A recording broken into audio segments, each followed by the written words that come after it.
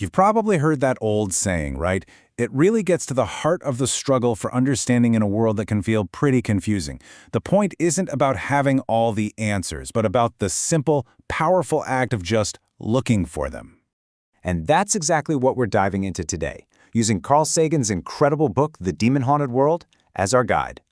Sagan saw science not as some dusty collection of facts, but as that very candle, our best tool against the darkness of superstition and just plain wrong ideas. But here's the kicker, and this is the question Sagan really wants us to wrestle with. In a world that's just flooded with information and misinformation, how do you tell the difference? How do we know we're looking at a genuine candle of truth and not just a raging fire of nonsense that's going to burn us?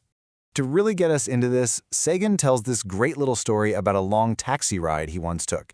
It's a perfect tale of two completely different but equally amazing ways of seeing the world, and it really sets up the central conflict of the whole book. So on one side, you have the taxi driver, and this guy was just buzzing with enthusiasm for a world full of unseen forces. We're talking about channeling spirits of the dead, crystals that can heal you, prophecies from centuries ago, and of course the idea that the stars control our destiny. For him, these were the wonders of the universe. And then you have Sagan's side of the conversation. He offered up a totally different set of wonders, just as mind-blowing, but with one key difference. They were all backed by evidence. He talked about finding the basic building blocks of life just floating out there in deep space, about finding the footprints of our ancestors from 4 million years ago, and about listening for radio signals from aliens.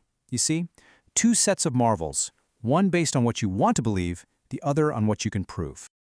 And that whole story just makes you ask, why are the driver's beliefs so popular? What is it about these ideas that look and feel a bit like science, but don't have the proof, what Sagan calls pseudoscience, that pulls us in?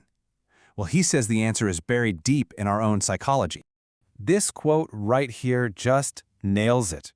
We crave that feeling of certainty, you know? We want that scientific seal of approval. But, and this is the important part, we often don't want to do the tough work that comes with it. The constant questioning, the testing, the admitting you were wrong. Pseudoscience is like a shortcut. It gives you the feeling of knowing something true without any of the effort. And let's be clear, this isn't just some harmless hobby. Pseudoscience is a massive business. You've got tabloids that literally admit they won't let facts get in the way of a good story. You've got psychic hotlines guiding 1 million people a year. It even reached the White House, where an astrologer was influencing the president's schedule. This stuff isn't hiding in the shadows. It is right out in the open, woven into our culture. You know, the danger of this kind of thinking is nothing new. Leon Trotsky wrote these absolutely chilling words about Germany right before the Nazis came to power. He saw a country with modern technology living right alongside ancient, dark superstitions. Sagan brings this up as a serious warning. When a society lets go of its grip on reality, it becomes incredibly vulnerable. So, if that's the darkness, what's the candle? Well, for Sagan, the answer isn't a list of facts you have to memorize. No. It's something way more powerful than that.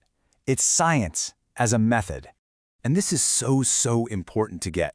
Science isn't something you believe in. It's a toolkit. It's a way of thinking. It's designed to be an error-correcting machine that helps us filter out what we wish was true and get us closer to what actually is true. It's all about separating what feels good from what's real.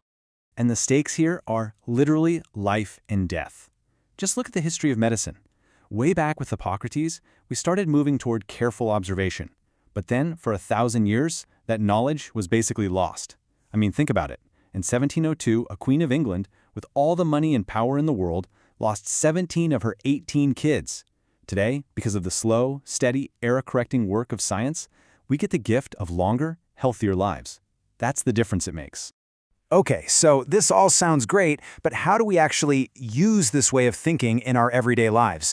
Well, Sagan doesn't just point out the problem, he gives us a solution. He calls it the Baloney Detection Kit, a set of mental tools for all of us. This is basically your user's manual for thinking clearly. First, always demand evidence. Ask, how do you know that? Second, think of all the other possible explanations.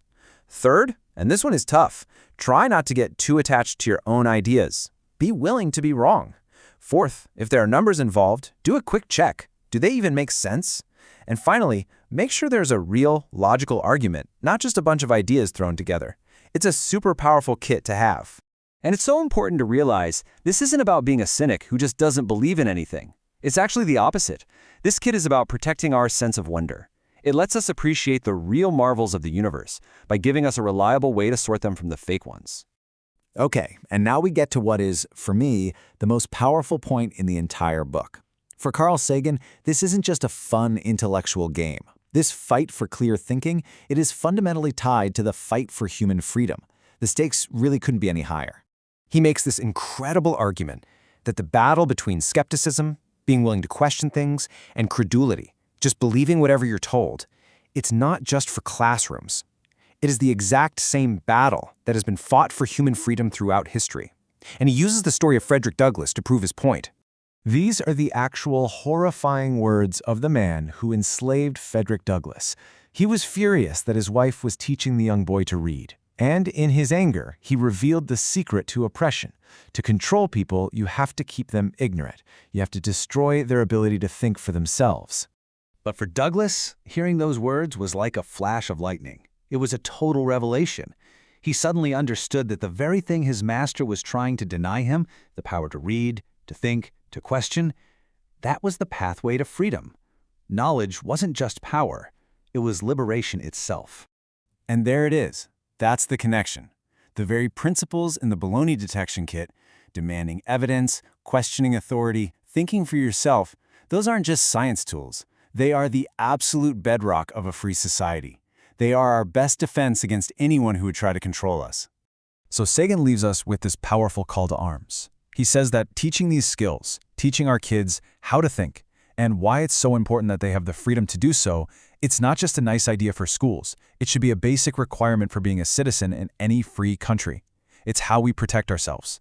So we end up right back where we started. The world is full of comforting illusions and difficult truths, demons and candles. And the question Sagan leaves for every single one of us is simple, but it defines everything. When you're trying to find your way through the dark, which one will you reach for?